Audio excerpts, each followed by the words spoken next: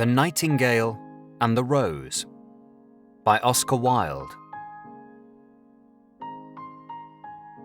She said that she would dance with me if I brought her red roses, cried the young student. But in all my garden there is no red rose. From her nest in the home oak tree, the nightingale heard him, and she looked out through the leaves and wondered. "No red rose in all my garden," he cried, and his beautiful eyes filled with tears. "Ah, on what little things does happiness depend! I have read all that the wise men have written, and all the secrets of philosophy are mine, yet for want of a red rose is my life made wretched." "Here at last is a true lover," said the nightingale. "Night after night have I sung of him, though I knew him not. Night after night have I told his story to the stars, and now I see him. His hair is dark as the hyacinth blossom, and his lips are red as the rose of his desire. But passion has made his face like pale ivory, and sorrow has set her seal upon his brow." "The prince gives a ball tomorrow night," murmured the young student, "and my love will be of the company. If I bring her a red rose, she will dance with me till dawn. If I bring her a red rose, I shall hold her in my arms, and she will lean her head upon my shoulder, and her hand will be clasped in mine. But there is no red rose in my garden, so I shall sit lonely, and she will pass me by. She will have no heed of me, and my heart will break." "Here indeed is the true lover," said the nightingale.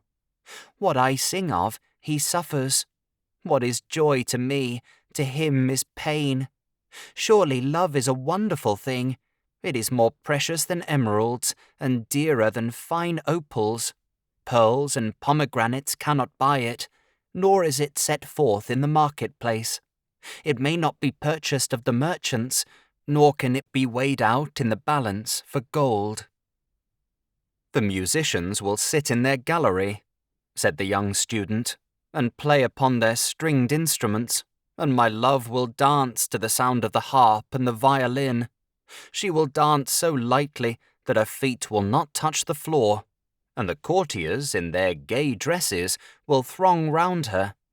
But with me she will not dance, for I have no red rose to give her." And he flung himself down on the grass and buried his face in his hands, and wept. "Why is he weeping?" asked a little green lizard as he ran past him with his tail in the air. "Why indeed?" said a butterfly who was fluttering about after a sunbeam. "Why indeed?"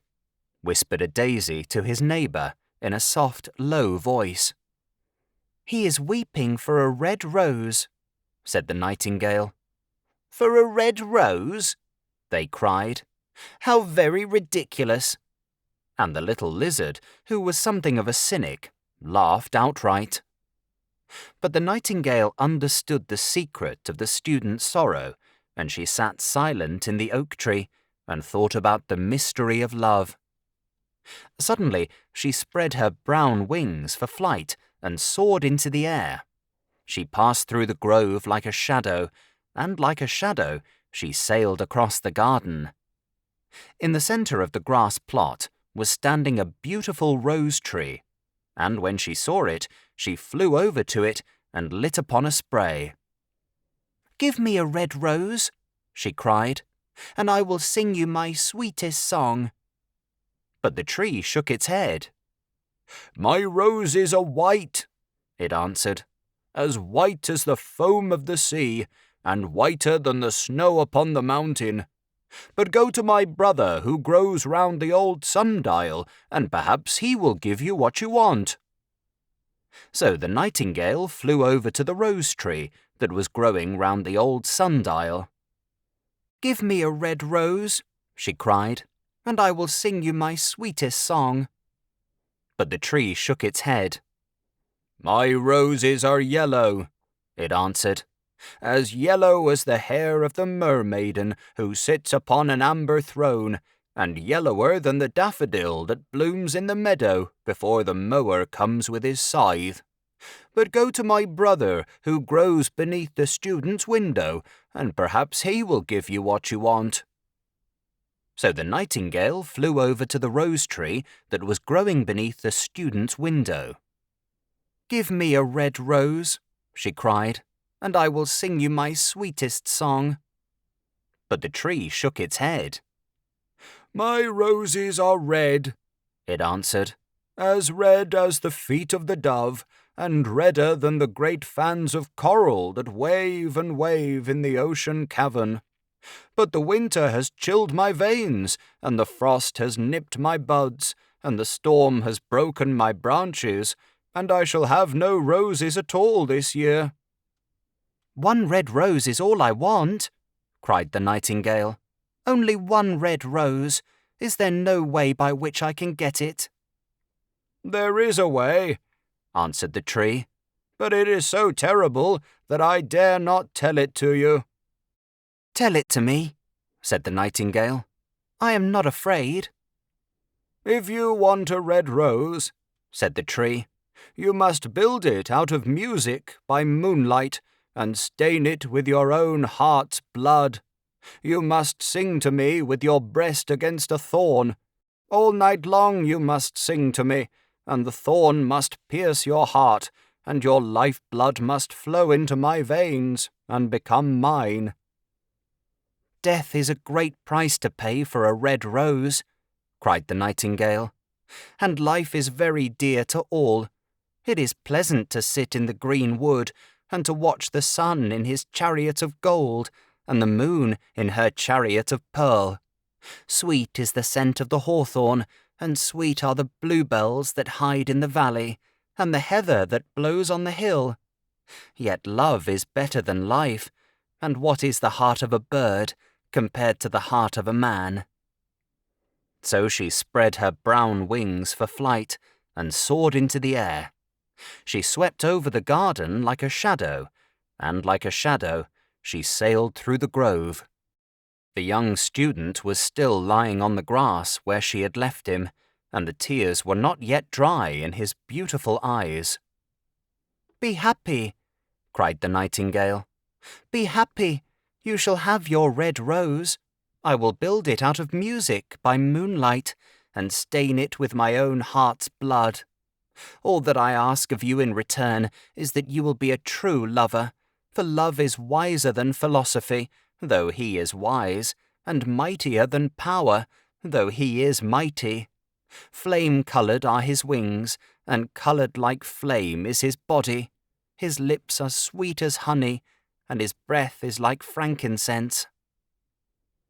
The student looked up from the grass and listened, but he could not understand what the nightingale was saying to him, for he only knew the things that are written down in books.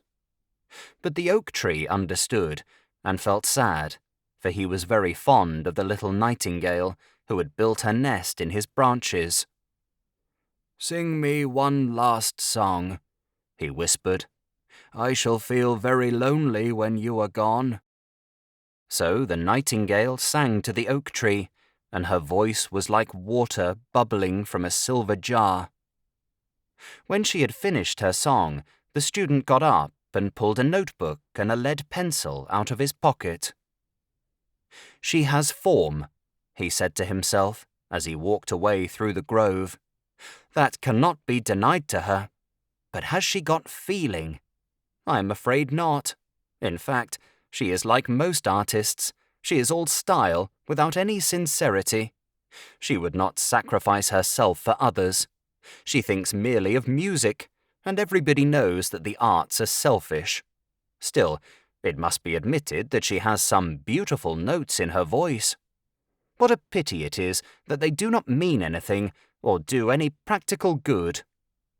And he went into his room and lay down on his little pallet bed and began to think of his love, and after a time he fell asleep.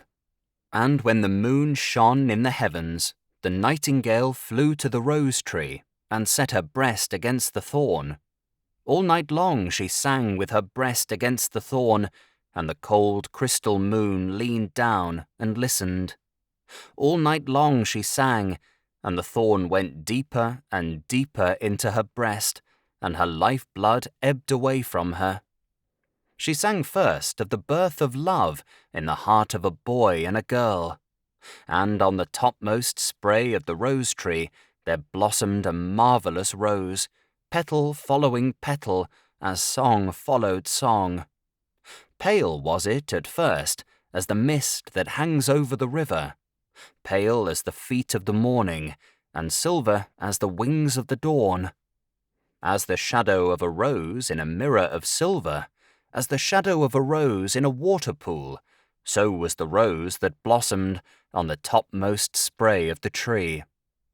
But the tree cried to the nightingale to press closer against the thorn. "Press closer, little nightingale," cried the tree, "or the day will come before the rose is finished." So the nightingale pressed closer against the thorn, and louder grew her song, for she sang of the birth of passion in the soul of a man and a maid. And a delicate flush of pink came into the leaves of the rose, like the flush in the face of the bridegroom when he kisses the lips of the bride. But the thorn had not yet reached her heart, so the rose's heart remained white, for only a nightingale's heart's blood can crimson the heart of a rose. And the tree cried to the nightingale to press closer against the thorn. "Press closer, little nightingale," cried the tree, "or the day will come before the rose is finished." So the nightingale pressed closer against the thorn, and the thorn touched her heart, and a fierce pang of pain shot through her. Bitter, bitter was the pain, and wilder grew her song, for she sang of the love that is perfected by death, of the love that dies not in the tomb. And the marvellous rose became crimson, like the rose of the eastern sky. Crimson was the girdle of petals, and crimson as a ruby was the heart. But the nightingale's voice grew fainter, and her little wings began to beat, and a film came over her eyes. Fainter and fainter grew her song, and she felt something choking her in her throat. Then she gave one last burst of music. The white moon heard it, and she forgot the dawn, and lingered on in the sky. The red rose heard it, and it trembled all over with ecstasy, and opened its petals to the cold morning air. Echo bore it to her purple cavern in the hills, and woke the sleeping shepherds from their dreams. It floated through the reeds of the river, and they carried its message to the sea. "Look, look," cried the tree, "the rose is finished now." But the nightingale made no answer, for she was lying dead in the long grass, with the thorn in her heart. And at noon the student opened his window and looked out. "Why, what a wonderful piece of luck!" he cried. "Here is a red rose. I have never seen any rose like it in all my life. It is so beautiful that I am sure it has a long Latin name." And he leaned down and plucked it. Then he put on his hat and ran up to the professor's house with the rose in his hand. The daughter of the professor was sitting in the doorway, winding blue silk on a reel, and her little dog was lying at her feet. "You said that you would dance with me if I brought you a red rose," cried the student. "Here is the reddest rose in all the world. You will wear it tonight next your heart, and as we dance together, it will tell you how I love you." But the girl frowned. "I am afraid it will not go with my dress," she answered. "And besides, the Chamberlain's nephew has sent me some real jewels, and everybody knows that jewels cost far more than flowers." "Well, upon my word, you are very ungrateful," said the student angrily, and he threw the rose into the street, where it fell into the gutter, and a cartwheel went over it. "Ungrateful?" said the girl. "I tell you what, You are very rude. And after all, who are you? Only a student. Why, I don't believe you have even got silver buckles to your shoes, as the Chamberlain's nephew has." And she got up from her chair and went into the house. "What a silly thing love is," said the student as he walked away. "It is not half as useful as logic, for it does not prove anything, and it is always telling one of things that are not going to happen, and making one believe things that are not true. In fact, it is quite unpractical, and, as in this age to be practical is everything, I shall go back to philosophy and study metaphysics." So he returned to his room and pulled out a great dusty book and began to read.